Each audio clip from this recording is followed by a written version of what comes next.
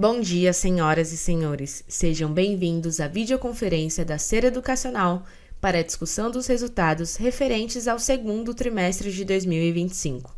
Essa videoconferência está sendo gravada e o replay poderá ser acessado no site da companhia, ri.sereducacional.com. A apresentação também está disponível para download. Informamos que todos os participantes estarão apenas assistindo à videoconferência durante a apresentação. E em seguida, iniciaremos a sessão de perguntas e respostas, quando mais instruções serão fornecidas. Antes de prosseguir, aproveito para reforçar que as declarações prospectivas têm como base as crenças e suposições da administração da Ser Educacional e as informações atuais disponíveis para a companhia. Essas declarações podem envolver riscos e incertezas, tendo em vista que dizem respeito a eventos futuros, e, portanto, que dependem de circunstâncias que podem ou não ocorrer. Investidores, analistas e jornalistas devem levar em conta que eventos relacionados ao ambiente macroeconômico, ao segmento e a outros fatores podem fazer com que os resultados sejam materialmente diferentes daqueles expressados nas respectivas declarações prospectivas. Estão presentes nesta videoconferência os senhores Jânio Diniz, diretor-presidente, João Aguiar, diretor financeiro, e Rodrigo Alves, diretor de Relações com Investidores. Gostaria agora de passar a palavra ao senhor Jânio Diniz, diretor-presidente da companhia, que dará início à apresentação. Por favor, senhor Jânio, pode prosseguir. Bom dia a todos e obrigado por participarem da videoconferência de resultados do segundo trimestre de 2025. Indo direto para o slide 4, onde apresentamos os destaques do período. No geral, os resultados deste trimestre mantêm a consistência dos bons números do primeiro trimestre, sendo as principais diferenças meramente sazonais, já que este é tradicionalmente o nosso melhor trimestre do ano e desta vez não foi diferente. Registramos um crescimento sólido na captação de bases de alunos do ensino presencial, com ambos os indicadores apresentando aumento de 2 dígitos. Isso contribuiu para a expansão das nossas margens EBITDAs e líquida ajustadas no trimestre. Nossa estratégia de aumentar a alavancagem operacional e reduzir a alavancagem financeira continua a se mostrar eficaz, convertendo uma parte considerável do aumento de receita diretamente em EBITDA e, consequentemente, em lucro líquido. Outro ponto importante é que os resultados desse semestre já superam ou se equiparam ao total acumulado em todo o exercício de 2024. O lucro líquido contábil do semestre é 26% superior ao lucro líquido ajustado de 2024. E nossa geração de caixa pós-CAPEX praticamente atingiu o mesmo montante acumulado no ano passado. Esse desempenho robusto nos permitiu acelerar a redução de endividamento financeiro. Reduzimos nossa dívida em mais de 100 milhões de reais em comparação ao mesmo período do ano passado, sendo 70 milhões apenas nesse semestre. Esse resultado positivo reforça nosso compromisso com uma estratégia focada na otimização das operações, com prédios bem ocupados por custos de alta demanda. Estamos prontos para replicar nosso modelo operacional em novos mercados, de forma gradual, especialmente onde nossa marca já tem reconhecimento e demanda estabelecida. No slide 5, mostramos a evolução da nossa eficiência operacional e financeira ao longo dos últimos anos. Notamos um aumento significativo na quantidade de alunos no ensino híbrido por campus, mesmo com a abertura de 5 novos campi nos últimos 2 anos. Além disso, destacamos a expressiva redução do nosso índice de dívida líquida sobre EBITDA ajustado. Esse resultado não é apenas fruto do crescimento de EBITDA ajustado, mas também do aumento na geração de caixa que nos permitiu reduzir a dívida líquida nominal. No slide 6, destacamos o crescimento expressivo da nossa base de cursos de medicina, que aumentou de 521 para 1.001 vagas anuais. A aprovação mais recente ocorreu em março de 2025, em Maracanaú, com a adição de 60 novas vagas. Esse crescimento de 92% nas vagas representa um aumento significativo no número de novos alunos de medicina que esperamos matricular nos próximos anos, à medida que essas novas vagas maturem. Agora vamos para o slide 8, onde analisamos o resultado da captação do primeiro semestre. Como a maior parte das captações ocorre até o final de março, os números do segundo trimestre são marginais, resultando em pouca diferença entre os resultados acumulados do semestre e aqueles apresentados no primeiro trimestre de 2025. Dessa forma, podemos concluir que o processo de captação foi bem sucedido, especialmente no ensino híbrido, que cresceu quase 15% esse ano. Esse crescimento foi parcialmente contrabalanceado pela graduação digital, onde optamos por manter o ticket médio, algo que discutiremos mais adiante.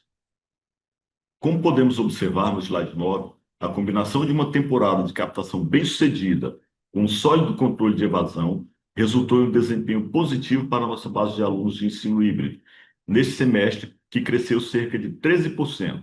Além disso, a base total de alunos de graduação aumentou em 8%. Um destaque especial vai para o crescimento da base de alunos de medicina, que registrou um aumento de 27%, impulsionado pelo credenciamento dos novos cursos, conforme já mencionei anteriormente. Como resultado da nossa estratégia de aumentar a alavancagem operacional e focar em cursos com maior ticket médio e melhor perfil de crédito de alunos, como saúde e direito, nossa base de alunos está se tornando cada vez mais concentrada nesses cursos. Isso é evidenciado no slide 10. Observamos um crescimento consistente na base de alunos dos cursos de saúde, tanto no ensino híbrido quanto no ensino digital, que está gradualmente reduzindo nossa participação em cursos com menor ticket médio. Essas mudanças têm ocorrido ao longo dos últimos anos e é um dos principais fatores que contribuem para os resultados positivos que estamos alcançando neste ano. No slide 11, apresentamos a evolução do nosso ticket médio, que cresceu 3,7%, em função principalmente do crescimento da participação da base de alunos do ensino híbrido, que passou de 49,2% para 52,9% na base total de alunos de graduação, e do aumento do ticket médio dos alunos de ensino digital, que aumentou 2,9%. O ticket médio de ensino híbrido apresentou queda de 2% por conta do crescimento de 33% da base de alunos do ProUni. E excluindo esse efeito, o ticket médio cresceu quase 1% na mesma base de comparação. Além disso, tivemos o impacto já reconhecido do aumento da pontualidade de pagamento dos alunos. E nesse trimestre, é um efeito marginal de antecipação de matrículas e rematrículas que moveu parte das receitas para o primeiro tri. Esses foram os meus comentários iniciais. E agora passo a palavra para o João Aguiar para falar sobre os resultados financeiros. Obrigado, Jane. Bom dia a todos. Vamos agora para o slide 13, que detalhamos a evolução da receita líquida nesse trimestre. O segundo trimestre, assim como o primeiro, apresentou um crescimento robusto na receita líquida, com um aumento superior a 10%, especialmente quando consideramos os fatores sazonais. Esse é o nosso melhor trimestre em termos de reconhecimento de receita e resultados gerais, o que eleva a base de comparação para o crescimento ano a ano. Outros fatores, como o aumento da pontualidade e a antecipação de rematrículas, como comentado pelo Jânio, também impactaram nessa sazonalidade. No primeiro trimestre, a receita aumentou cerca de 20%, influenciada pela introdução do programa Ser Solidário e ainda sem o reconhecimento dos descontos do ProUni, que registrou um aumento de 33% na base de alunos deste ano. No slide 14, analisamos o desempenho do EBITDA e do EBITDA ajustado, ambos apresentando um crescimento sólido de 17% e 25%, respectivamente, juntamente com uma expansão significativa de margem. Esse aumento nas margens EBITDA e EBITDA ajustado é resultado da realavancagem operacional que Jânio mencionou. O aumento na captação e o sucesso na rematrícula nesse semestre resultaram em uma maior ocupação dos prédios e salas de aula, permitindo-nos manter os custos e despesas operacionais sob controle. Entre as linhas que apresentaram aumentos mais significativos, destacamos a provisão para devedores duvidosos, a PDD, que aumentou devido a 3 fatores principais: maior provisão para perdas no ensino digital, devido ao aumento da evasão nesse semestre, consequência do crescimento na captação do semestre passado. O segundo fator foram as mudanças no nosso formato de cobrança, que reduziram o volume de descontos concedidos no resultado financeiro e aumentaram um pouco a PDD, sem impacto prático no lucro líquido. E o terceiro, o aumento do provisionamento do Fundo Garantidor do FIES. No acumulado do ano, também registramos um aumento na PDD devido à implementação do programa Ser Solidário, mas como sazonalmente não há muitas novas matrículas no segundo trimestre, o impacto na PDD foi pequeno, como podemos observar já no slide 15, onde resumimos o impacto do programa Ser Solidário, tanto no trimestre quanto no acumulado do ano.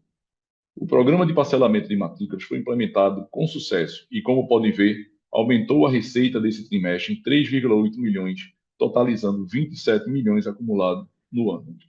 Atualmente, a provisão do programa está em 38% da receita após o ajuste a valor presente, o que se mostrou uma decisão acertada para esse início, sendo o incremento do prazo médio de recebimentos até o momento de apenas 2 dias.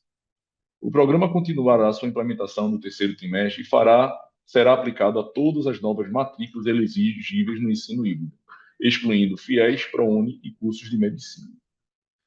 Vamos ao slide 16, onde apresentamos a evolução do nosso lucro líquido e lucro líquido ajustado.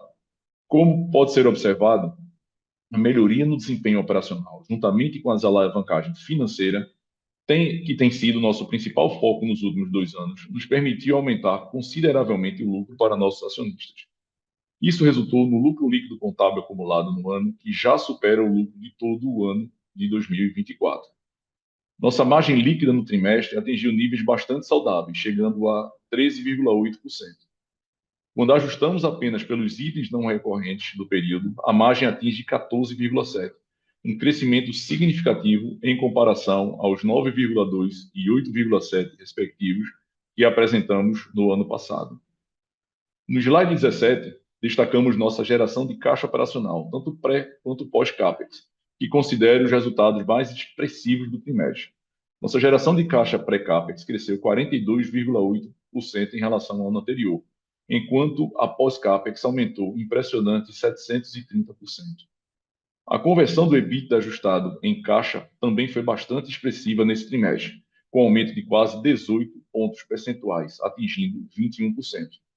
É importante notar que, sazonalmente, esse é o trimestre em que pagamos mais juros, devido à maior base de alunos e geração de receitas, sendo esse o período escolhido para honrar a maioria dos nossos compromissos financeiros.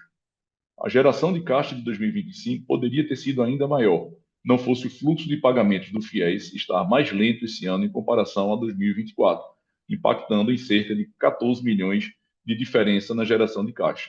Se o fluxo de pagamentos do FIES tivesse mantido o mesmo ritmo do ano passado, os resultados seriam ainda mais positivos que os reportados hoje. No slide 18, apresentamos nosso prazo médio de recebimento, que está diminuindo pelo 4º ano consecutivo. Isso reflete a melhoria na qualidade das safras pós-pandemia, associada a uma política mais restritiva na concessão de acordos, além da venda da carteira do Educred para o Pravaler. Bom, essas informações, divulgadas ao longo desse ano, destacam a melhoria em praticamente todos os indicadores operacionais e financeiros da sede educacional. No slide 19, mostramos a expressiva redução do nosso endividamento e alavancagem financeira, que caiu de 1,93 vezes no ano passado para 1,4 vezes nesse semestre. Isso reflete o efeito combinado do crescimento do EBITDA ajustado, geração de caixa e redução nominal do endividamento bruto e líquido. Há de se considerar também que, em maio, pagamos 19,7 milhões em dividendos aos nossos acionistas, o que não fazíamos desde 2021. Estamos nos aproximando do nosso objetivo estratégico de operar com alavancagem abaixo de 1 vez, o que consideramos saudável para uma empresa com nosso perfil, especialmente devido à ausência de tax shield no nosso setor. Com isso, estamos com todas as características de uma empresa saudável, gerando caixa, investindo em expansão, reduzindo dívidas, ao mesmo tempo em que remunera seus acionistas com distribuição de dividendos. E, finalmente, no slide 20, apresentamos nosso CAPEX, que nesse trimestre, assim como no primeiro, mostrou uma redução significativa em comparação ao ano passado. Isso ocorreu por 2 motivos principais. Primeiro, a conclusão de alguns investimentos realizados para adequar imóveis para receber alunos, permitindo a devolução de alguns prédios em linha com o nosso plano de otimização operacional. Além disso, houve obras para o início dos cursos de medicina credenciados no ano passado. Nesse ano, não precisamos realizar esses investimentos de forma relevante e postergamos o início de algumas obras que serão retomadas no segundo semestre. Destacamos a expansão do prédio de Boa Viagem, no Recife, onde planejamos expandir um edifício-garagem e uma policlínica, visando melhorar nossa oferta na cidade. Esses foram os meus comentários sobre os resultados. Agora, devolvo a palavra ao Jânio para as considerações finais. Obrigado, Aguiar. No slide 21, apresentamos a 6ª unidade que estamos abrindo em 24 meses, localizada em Patos, na Paraíba. Originalmente, era um superpolo, Devido à alta demanda na região, decidimos credenciar cursos presenciais de enfermagem, direito, psicologia e odontologia. Essa expansão exemplifica nosso foco em cidades promissoras, situadas em micro-regiões com boa demanda e reconhecimento das nossas marcas. Dessa forma, podemos crescer de forma sustentável, oferecendo cursos demandados pelo mercado em localizações estratégicas e com baixo custo de manutenção, já que a unidade está situada em um shopping da cidade. Além disso, nossa marca é desejada pelo público por sua forte aceitação no mercado de trabalho e qualidade acadêmica. Já no slide 23, para finalizar, gostaria de reforçar nosso posicionamento estratégico, de manter o foco na otimização das nossas operações. Embora o processo turnaround tenha sido concluído com sucesso, queremos que a empresa continue com um compromisso firme em eficiência, para gerar caixa e alcançar nossos objetivos de redução de alavancagem financeira no próximo ano. Nesse sentido, continuamos a apostar nos cursos de saúde, no credenciamento de novos cursos de medicina e no investimento em nossas marcas. Nosso objetivo é sermos cada vez mais reconhecidos no mercado por oferecer uma experiência positiva para os nossos alunos, com um ecossistema de educação continuada cada vez mais integrado, utilizando tecnologia de ponta e incentivando o empreendedorismo. Esses foram os meus comentários iniciais. Estamos à disposição para as perguntas. Iniciaremos agora a sessão de perguntas e respostas para investidores e analistas. Caso deseje fazer alguma pergunta, por favor, pressione o botão levantar a mão. Se a sua pergunta for respondida, você pode sair da fila clicando sobre abaixar a mão. Nossa primeira pergunta vem de Lucas Nagano, da Morgan Stanley. Lucas, o seu microfone já está liberado. Bom dia, Jânio, João, Rodrigo. Obrigado pelo espaço aqui. A gente tem duas perguntas. A primeira é sobre a captação do segundo semestre, se vocês poderiam dar um pouco mais de cor sobre como ela está progredindo e até que ponto esse período de transição para a nova regulação está afetando a questão de preço assim, acima do usual. A segunda pergunta é sobre o ticket de medicina, que ele veio muito forte no primeiro tri, né? E vocês tinham comentado que era pela questão de mix de novos cursos, novas escolas. E ele desacelerou no segundo tri. E eu queria saber assim, quais foram os fatores. Parece que teve entrada atrasada de alunos para a Uni, mas também eu queria saber se esses pontos de ser solidário e desconto de pontualidade eles também influenciam a medicina. Obrigado. Bom dia, Lucas. Obrigado pela pergunta. Eu vou responder a primeira, em seguida o Aguiar e o Rodrigo respondendo o ticket médio. A captação ela vem em linha com o que nós temos orçado, com o que nós esperávamos aqui.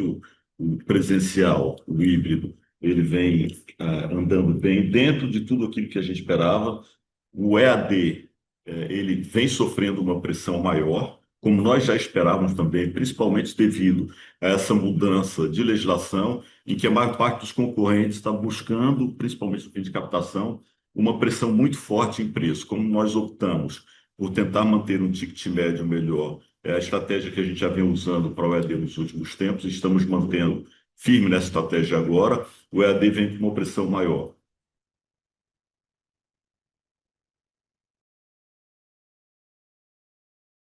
Opa, obrigado, Lucas, pela pergunta. Bom, basicamente, o ticket de medicina, ele teve uma característica esse segundo trimestre, que de certa forma está baseada um pouco no que aconteceu no primeiro trimestre, que foi basicamente, eu diria, três pontos principais, né?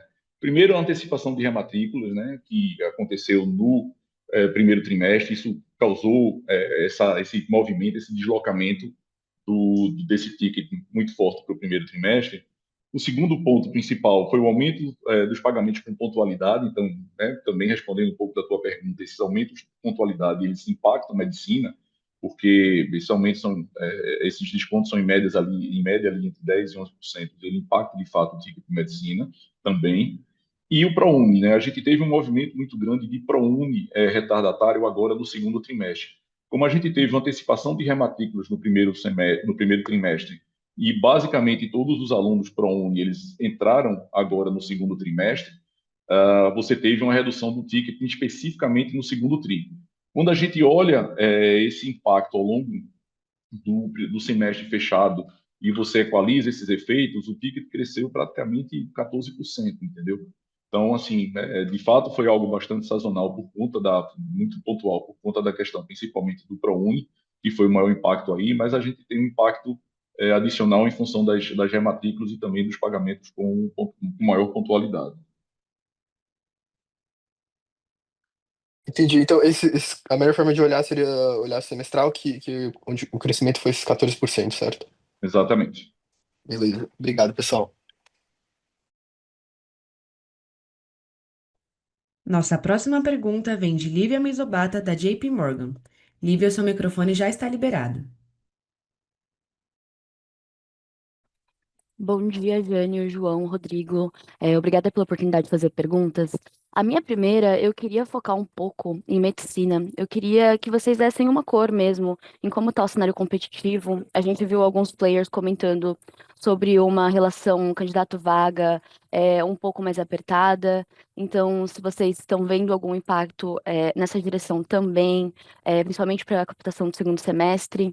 E o segundo ponto que eu queria explorar um pouco com vocês é a perspectiva de margem para o ano e como que a gente poderia pensar os diferentes moving parts para esse segundo semestre. Obrigada. Bom dia, Lídia. Com relação à medicina, ela vem dentro do esperado. A gente tem a maior parte das nossas vagas no primeiro semestre, a gente conseguiu preencher sem grandes dificuldades. A gente sente, e é aquilo que eu já vinha dizendo no passado, que as menores cidades eles têm uma pressão maior, como aconteceu no primeiro semestre. Então, o que a gente tem agora são vagas de adolescentes, mas não tivemos no primeiro semestre ainda uma pressão muito grande por vagas e elas transcorreram tranquilamente. Para você ter ideia, o curso de Maracanaú, que foi aprovado já praticamente no meio do semestre, preencheu as vagas com relativa tranquilidade muito rápido. Olivia, com relação à segunda pergunta, acho que a empresa tá bem encaminhada aí para o ano com essa tendência de elevação de margens que a gente já observou no primeiro semestre.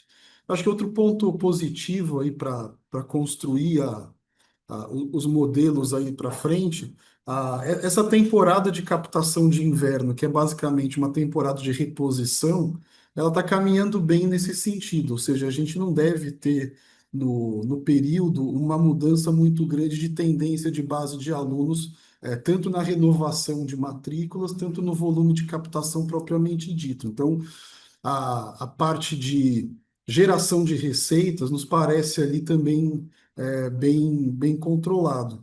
Outra coisa que o semestre mostrou, que eu acho também importante para replicar aí para o futuro, foi o sucesso na contenção do aumento de custos e despesas, ou seja, a gente gerou mais receita tendo com base ocupação maior de prédio e aumento de ensalamento. Isso é uma tendência que continua, uma vez que o nosso processo aqui de inverno está caminhando bem.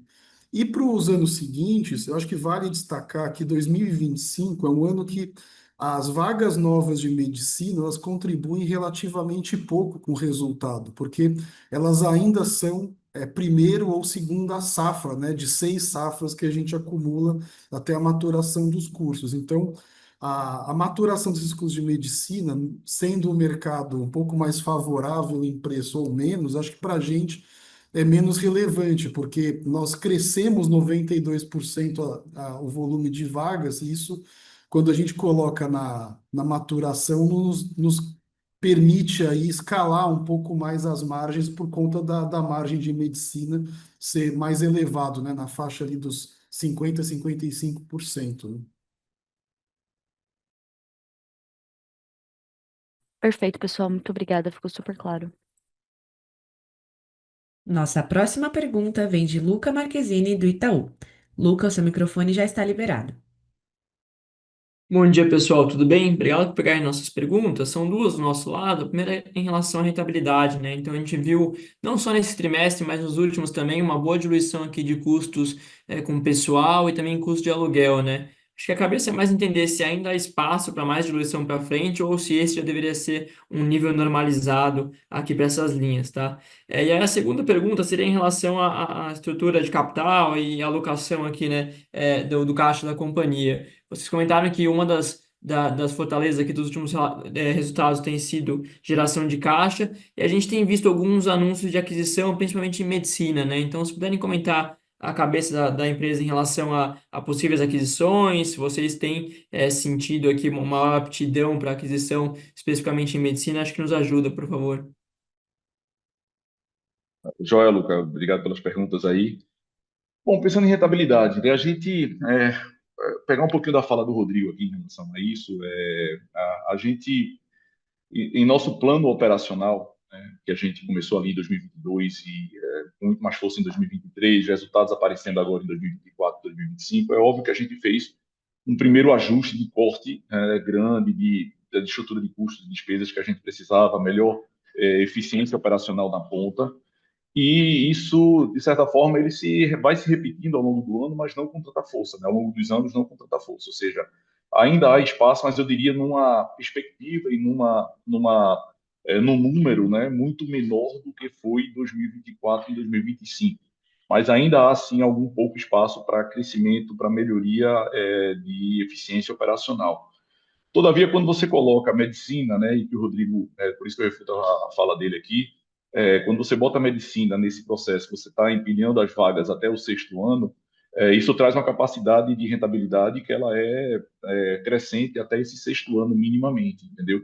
Então, eu diria que existe, de fato, uma perspectiva da gente ter melhores margens, melhor rentabilidade, também na medida em que você tem uma redução no endividamento bruto, que você machuca menos com o resultado financeiro ali, né, o resultado total da empresa, o lucro da empresa, então você consegue ter melhoria de margens operacionais e margens de lucro ainda mais consistentes a partir de então, entendeu?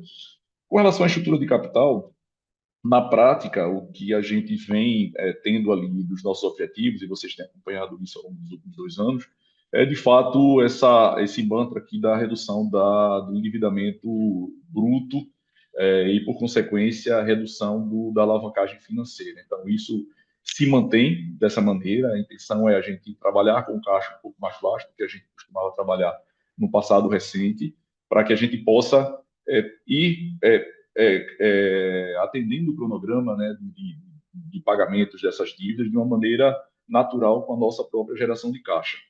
Com relação às aquisições, eu não sei se é um momento específico da gente falar de aquisições de medicina que seja, né? Acho que ainda está muito efervescente aí todo esse processo das liminares, das aprovações das liminares.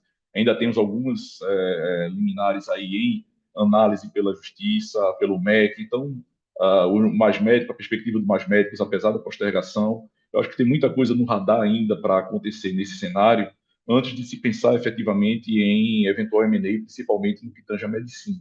Então, na prática, a nossa cabeça aqui é de continuar o pace de redução do endividamento, melhoria de rentabilidade, geração de caixa para poder adequar essa estrutura de capital e nada no radar em relação a melhorar esse caixa para poder pensar em eventual M&A.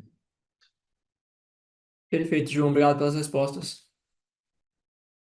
Nossa próxima pergunta vem de Renan Prata, do Citi. Renan, seu microfone já está liberado. Opa, bom dia, pessoal. Obrigado pelo espaço. Aqui são duas perguntas. A primeira ali no aumento dos alunos de ProUni, né? Eu entendo ali que seja para enquadrar no programa, mas eu queria entender um pouco para frente, né? Se a gente ainda, assim, se falta muito, se a gente deveria esperar mais algum tipo de aumento relevante de ProUni. E a segunda é do Ticket Acts Medicina, né? Que vocês explicam muito bem ali no release que tem alguns efeitos, para a uni dele deve ser o principal, mas mesmo excluindo, assim, o ticket ainda um pouco de lado. Então, eu queria entender ali quais foram os fatores, né? Se é o desconto de pontualidade, se é um pouco de mix, ou se é um pouco de dificuldade de repassar preço. É isso, pessoal. Obrigado. Opa, olha, o ticket subiu 9% na comparação ano contra ano, é uma alta relevante. Acho que algumas coisas adicionais ao que o Aguiar falou de ProUni são os formatos de reconhecimento de receita, né? O que a gente explicou também no release é que a gente teve uma antecipação de matrículas e rematrículas. O que acontece com isso? Quando eu trago um aluno, e reconheço uma rematrícula no segundo TRI, eu reconheço a receita dele o semestre inteiro. Como teve uma antecipação, esse efeito ficou mais concentrado no primeiro TRI, e aí, por outro lado, o segundo TRI reconhece menos receita. E aí, o ticket médio geral, né, de medicina, quando você fecha o semestre e normaliza todos os efeitos, vai subir na média 14%, que na nossa visão é um aumento substancial de ticket. A questão do ProUni, ele também tem, ele gera, de certa forma, o mesmo efeito. Na medida que você reconhece o desconto do ProUni no segundo TRI, ele acaba também impactando o semestre inteiro. Aí, quando a gente faz a normalização, o ticket médio tem também um comportamento mais em linha aí com os anos anteriores. Mas fora isso, eu não vejo assim muita mudança de comportamento, o comportamento do ticket presencial, especialmente por conta ali da antecipação de pagamentos, né, ou maior pontualidade de pagamento. Ele já há algum tempo tem gerado aquele desconto de 10% no ticket que gera um impacto razoável. E em troca disso, você tem maior geração de caixa, menor evasão e maior volume de alunos como um todo. Então, me parecem assim os dois movimentos normais e razoáveis. Completando só o que o Rodrigo falou, né? A questão do ProUni ele tem uma sazonalidade muito específica, dependendo do calendário do ProUni em relação ao que o governo solta, tá? Além disso, quando a gente tem unidades ainda em fase inicial, ou unidades que ainda estão rampando, a nossa cabeça aqui, uma cabeça mais conservadora, na oferta de vagas do ProUni, ele acaba ficando um pouco acima, mesmo que haja uma pequena ineficiência tributária ali, que a gente dosa isso em cima da mantenedora, que aí é mais tranquilo para a gente fazer nesse sentido. E ao longo do tempo isso se equaliza. Então, quando você olha o semestre e o ProUni na prática no semestre, você vai ver eventualmente um incremento maior do que o crescimento da própria receita bruta, principalmente para os alunos que são desse modelo de entrada, mas esse incremento muitas vezes ele está compensado de alguma maneira na eficiência tributária. Entendeu? Então, isso impacta, obviamente, o ticket médio, impacta a receita líquida, mas eu tenho uma certa compensação disso na eficiência tributária que a gente gera a partir dessas vagas adicionais que podem ser impactadas por curso e perder um pouco de ticket médio, mas eu transfiro um pouco disso para a eficiência tributária. Tá claro, pessoal. Obrigado. Nossa próxima pergunta vem de Mirela Oliveira, do Bank of America. Mirela, seu microfone já está liberado. Bom dia, Jane, João, Rodrigo, obrigada pelo espaço para fazer pergunta. Eu tenho aqui, na verdade, uma pergunta, um follow-up em relação à geração de caixa, né? A gente acompanhou essa melhora de rentabilidade, principalmente puxada aí pelos resultados de medicina dos TRIs, mas quando a gente olha ali para os outros business, principalmente nesse cenário mais difícil de captação que vocês comentaram, na opinião de vocês, a principal alavanca para melhorar a rentabilidade dessas verticais também, aí olhando para um prazo de 1 a 2 anos, né? E o segundo ponto, ali no release vocês comentam que teve uma reclassificação, né, de despesa financeira para o PDD. Se vocês poderiam dar abertura, comentar um pouco de qual foi a magnitude desse efeito, como teria sido a PDD sem essa reclassificação. Mirela, cortou muito, mas acho que do que eu entendi, acho que o que a gente precisa esclarecer aí dessa questão de PDD e desconto concedido foi uma mudança no formato de cobrança, de forma que a gente teve mais alunos negociando dentro do prazo da PDD. Então, as negociações e os descontos oriundos dessa mudança de formato acabaram fazendo uma mudança entre linhas, entre desconto concedido, que diminuiu pela metade, e o maior volume de acordos e pagamentos na pontualidade geraram o aumento da PDD. Em cima disso, a PDD também teve um aumento relativo à evasão do EAD. Isso, como teve uma captação grande no final do ano passado de alunos, e o nosso sistema corta os alunos inadimplentes ou que não acessam o sistema, em média 3 meses, o segundo TRI concentrou um pouco a PDD dessa evasão que você pode ver lá nos operacionais, que ela também aumenta. Eu não sei se eu entendi o resto, não sei, Aguiar, se você. Acho que a primeira ficou bem truncada, Mirela. Só complementando aqui o que o Rodrigo falou, mas acho que se você puder ter a primeira pergunta depois.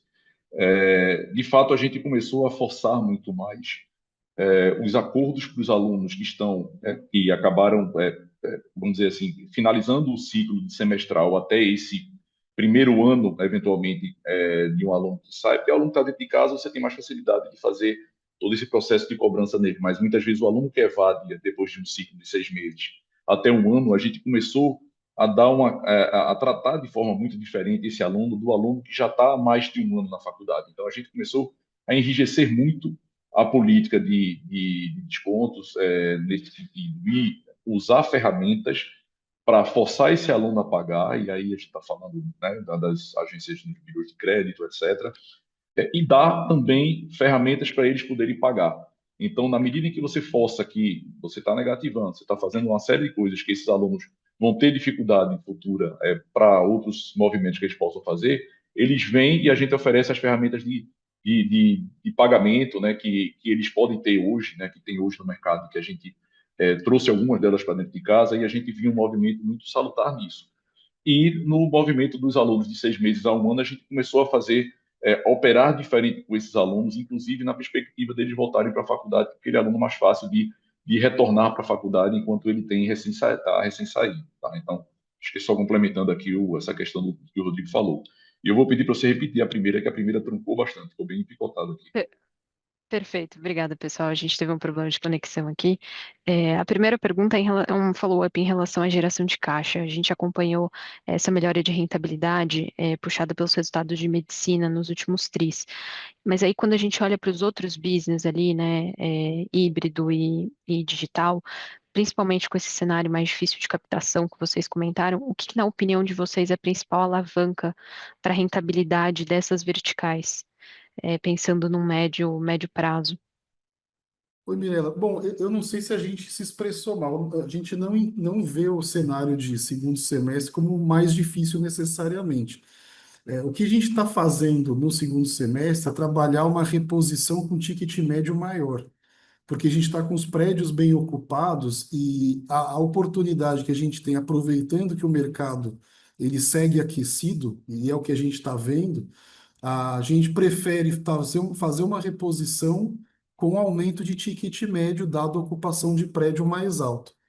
E a geração de caixa, eu vejo ela como um efeito combinado. Existe sim o benefício das vagas de medicina, mas, por outro lado, os níveis de inadimplência do presencial, especialmente aí dos alunos mais novos, né, das safras mais novas, é uma inadimplência menor aí dos últimos 6, 7 anos. Eu não me lembro aí de uma inadimplência tão boa. Mas existem outros efeitos, né? Nós criamos o Ser Solidário, nós criamos uma base de EAD maior que gerou uma PDD, teve o ajuste do FGDUC que a gente anunciou no quarto tri do ano passado, que foram efeitos que aumentaram um pouco a PDD. Mas a base do presencial, eu diria que ela é a maior fonte aí de aumento de conversão de EBITDA em caixa. Lembrando que nesse ano o FIES teve um volume de pagamentos 14 milhões menor que o ano passado, ou seja, se houvesse a normalização do fluxo de pagamento ali dos cronogramas do FIES, a geração de caixas seria ainda mais interessante para a gente, que é uma geração de caixa praticamente aí oriunda do ensino presencial comum, né? Super claro, obrigada, Rodrigo Ou Aguiar. só, Mirela, Opa. só complementando que todo o trabalho de eficiência operacional que a gente promoveu, o maior impacto em relação a margens, ele é no ex-medicina, no final das contas, porque, né, é melhoria na ponta, é entrega de prédio, instalamento, então ele tem um impacto que vai acontecendo ao longo do tempo e ele vai maturando e estabilizando ao longo do tempo no ex-medicina. Então, hoje, na prática, a gente ainda não tem capturado 100% de todas essas melhorias. Ainda tem melhorias que ou estão em curso ou melhorias que foram realizadas no passado recente, mas que elas ainda continuam gerando essa sinergia dentro da operação. Então, na prática, isso está acontecendo e eu entendo que até isso terminar o período de maturação e entrar numa fase de estabilização, combinado com todos esses outros fatores que o Rodrigo falou, vão gerar uma visibilidade de rentabilidade, imagens melhores no X-Medicine. Perfeito. Obrigada, João. Lembrando que caso deseje fazer alguma pergunta, por favor, pressione o botão levantar a mão.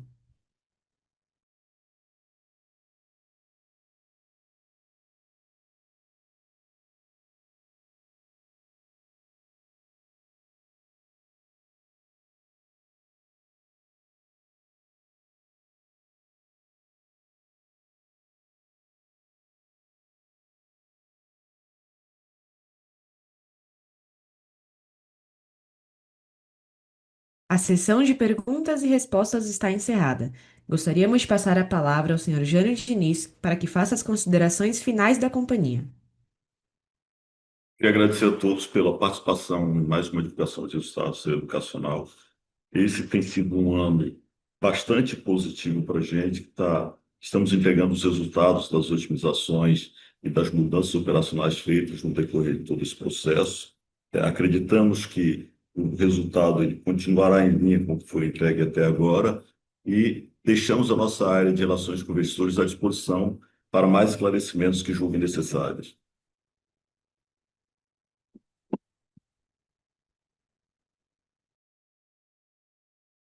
A videoconferência da Ser Educacional está encerrada. Agradecemos a participação de todos e tenham um bom dia.